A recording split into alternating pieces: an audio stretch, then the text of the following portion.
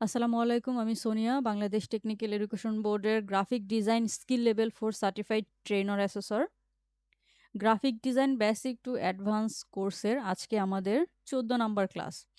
আজকের ক্লাসে আমরা দেখব পেন টুলের নিচে যে পার্টগুলো আছে, পেন টুলের আরও বাকি যে অংশগুলো ছিল সেই অংশগুলো।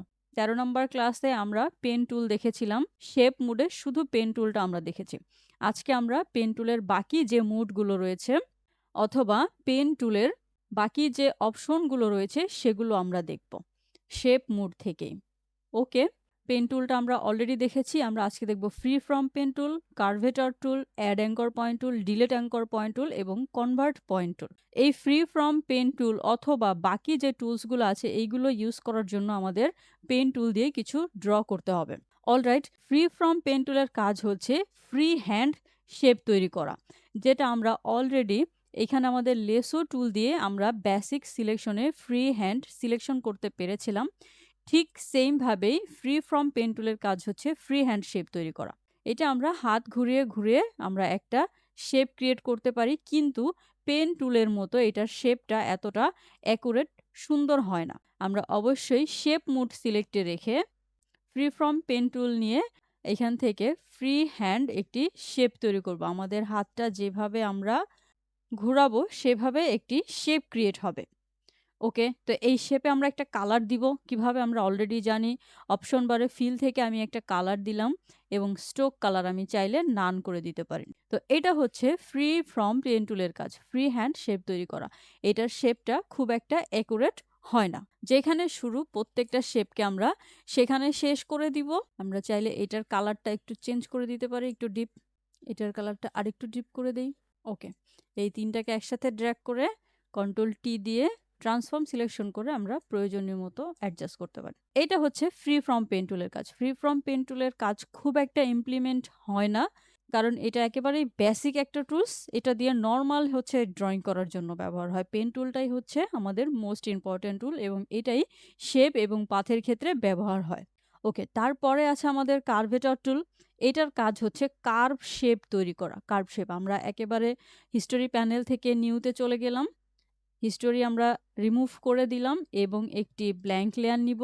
কার্ভেটর টুল সিলেক্ট করে আমরা প্রথমে একটি ক্লিক করব। আমরা প্রথমে একটি ক্লিক করলাম, পরবর্তী ক্লিক করে আমাদের মাউস ড্র্যাগ করলে পেন টুলের মতো আগের মতো মাউস ড্র্যাগ করলে কোনো কাজ হচ্ছে না, কারণ এটার নাম হচ্ছে কার্ভেটর টুল। ও নিজে নিজেই কার্ভ শেপ তৈরি করবে। পরবর্তী ক্লিক আমরা যেখানে আমাদের প্রয়োজন হয় সেখানে একটি ক্লিক করব।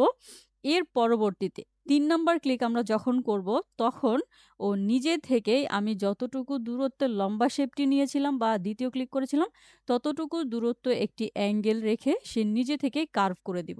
এরপর আমরা চতুর্থ ক্লিক যখন করব সে সেমভাবে একটি অ্যাঙ্গেল রেখে কার্ভ করে দিল। তারপর আমরা যেখানে শুরু সেখানে শেষ করে দিব। এইটার নাম হচ্ছে কার্ভেটর টুল। এটি নিজে নিজেই কার্ভ শেপ আমাদেরকে ক্রিয়েট করে দিবে। আমরা চাইলে আবার আমরা এখানে একটি ক্লিক করব, এরপরে আমি ক্লিক করলাম, তারপরে আমি যেই ক্লিকটা করব, এখন আমি যদি লম্বা লম্বা ক্লিক করি তাহলে কার্ভ করার কোনো অপশন এখানে নেই। এর জন্য সে শুধু লম্বা লম্বা করে দিচ্ছে। কার্ভ করার কাজ করে সেই ক্ষেত্রে আমাদের অবশ্যই কার্ভের মতো করে আমরা এখান থেকে যদি সোজা নেই তাহলে আমাদের লম্বা নেই তাহলে হচ্ছে না। আমরা কার্ভ হবে এমন একটি শেপ নিতে হবে। অলরাইট, তো কার্ভেটর টুল আমরা বুঝতে পারলাম। তারপরে হচ্ছে add anchor point tool. Add anchor point টুলের কাজ কি? আমাদের এখানে দেখেই বোঝা যাচ্ছে অ্যাঙ্কর পয়েন্ট অ্যাড করা। আমরা অলরেডি অ্যাঙ্কর পয়েন্ট কি সেটা আমরা জানি। পেন টুল দিয়ে প্রথমে একটি ক্লিক করলে যে পয়েন্ট তৈরি হয় সেটার নাম হচ্ছে অ্যাঙ্কর পয়েন্ট। ওকে, এরপরে দ্বিতীয় ক্লিক করলে যে পয়েন্ট তৈরি হয় সেটার নামও অ্যাঙ্কর পয়েন্ট। তৃতীয় ক্লিক করে আমি মাউস ড্র্যাগ করলে যে হ্যান্ডেল বের হয় সেই হ্যান্ডেলের নাম হচ্ছে কন্ট্রোল হ্যান্ডেল। অলরাইট, তো আমরা অ্যাড অ্যাঙ্কর পয়েন্ট টুল দিয়ে কি করব? অ্যাঙ্কর পয়েন্ট অ্যাড করব।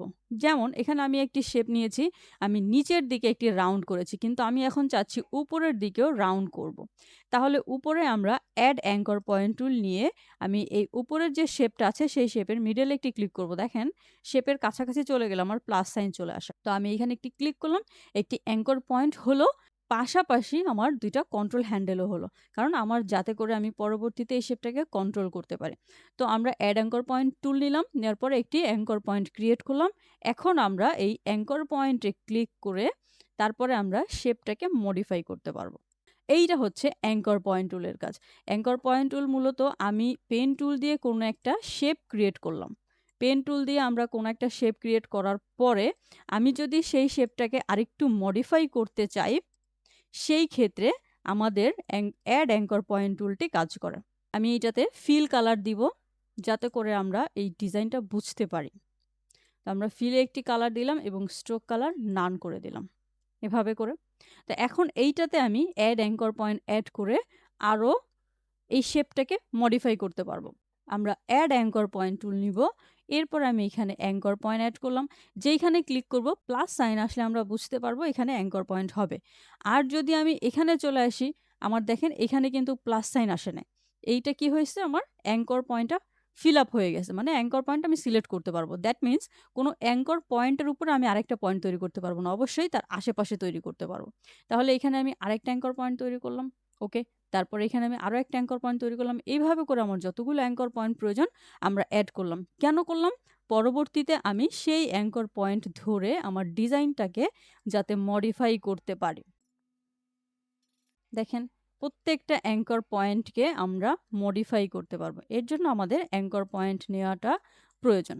আচ্ছা, এখন আমি চাচ্ছি আমার এই ধরনের একটা ডিজাইন করলাম, অথবা আমরা একটি লম্বা লম্বা শেপ ক্রিয়েট করি, যেখানে শুরু সেখানে শেষ করে দিব। ওকে, আমরা এটাতে একটি ফিল কালার নিই এবং স্ট্রোকটাকে নান করে দিই। এখন আমরা অ্যাড অ্যাঙ্কর পয়েন্ট টুল নিব, নিয়ে এরপরে আমি এই যে প্রত্যেকটা লম্বা লম্বা শেপ ছিল, এই প্রত্যেকটা শেপে অ্যাঙ্কর পয়েন্ট অ্যাড করব। ওকে, প্রত্যেকটা শেপে আমরা যখন অ্যাঙ্কর পয়েন্ট অ্যাড করলাম, তারপরে আমি এই অ্যাঙ্কর পয়েন্টগুলোকে মডিফাই করব। দেখেন, এখানে আমি যখন আবার আমার মাউসটা নিয়ে আসলাম, তখন এটি আমাকে কি করতে দিচ্ছে, অ্যাঙ্কর পয়েন্টগুলোকে মডিফাই করতে দিচ্ছে। তো এই হচ্ছে অ্যাড অ্যাঙ্কর পয়েন্ট টুলের কাজ। আমরা অ্যাঙ্কর পয়েন্ট অ্যাড করে তারপরে ডিজাইনকে মডিফাই করতে পারবো, শেপকে। তারপরে চলে আসি delete anchor point tool. Delete anchor point টুলের কাজ কি? যেহেতু অ্যাডের কাজ অ্যাড করা, প্লাস করা, ডিলেটের কাজ মাইনাস করা বোঝাই যাচ্ছে।